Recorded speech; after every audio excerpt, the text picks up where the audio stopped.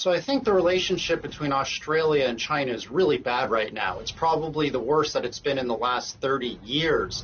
I think Australia needs to be very careful because China is Australia's largest customer.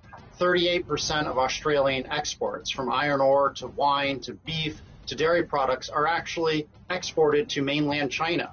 So China, by far and away, is Australia's largest customer. So the tension that you have between the two countries just doesn't make any sense. Although I think there are a number of problematic areas that are causing tension between Australia and China. I think the first is that the United States is basically using Australia as a proxy or as a tool to try to contain and destabilize China. I think this is part and parcel what we've seen with the rioting in Hong Kong, with the attacks on Huawei, as well as on the U.S.-China trade war. So the United States is working closely with its allies, especially those in the Five Eyes, like Australia, like the United Kingdom, like Canada, to try to contain China's growth and China's increasing influence globally. So I think the first thing is Scott Morrison is basically a lapdog of Donald Trump, the President of the United States, and is just getting out in front and criticizing China. I think that's one part.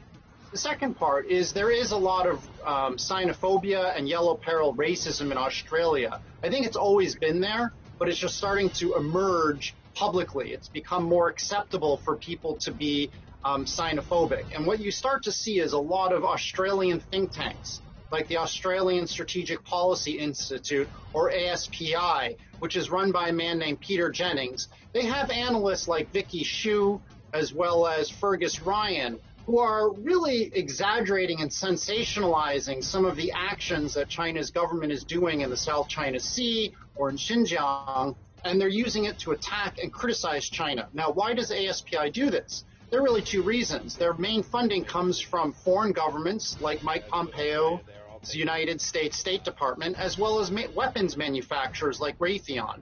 So these ASPI, people like Yuen Shee, try to spread fear about an increasing militarized China. Why? So that their donors, the weapons manufacturers, can sell more to governments. And we actually just saw this happen last week when the Australian government, for the first time, announced that it was going to install long-range missiles to counter the China threat. So you have the U.S. government is trying to destabilize China, and then you have organizations, really odious people, insidious people in Australia like Yuen Shee who benefit from peddling fear and peddling the idea that the Chinese are coming. Because I think Scott Morrison has started his very aggressive behavior, is wanting to take a very aggressive stand with China, and is really putting China down by saying Australian values, as if Chinese aren't moral. I think Scott Morrison needs to learn how to be more respectful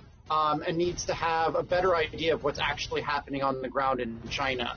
But my bigger concern is not actually so much about Scott Morrison and the PM. It's about backbenchers. It's about people in the background. It's people like Tim Wilson, who's an MP from the Melbourne area and very critical of China, or Andrew Hastie, who's another MP who makes up a lot of things. So the problem is that China is going to have to deal with yellow peril hate in the background from people in the government in their 40s in Australia, as well as in the United States. In the short term, I'm very negative on Australia-China relations. I think in the long term, there's more reason to be hopeful because Australia and China are natural trade partners. I think tension between the two countries, frankly, is just stupid.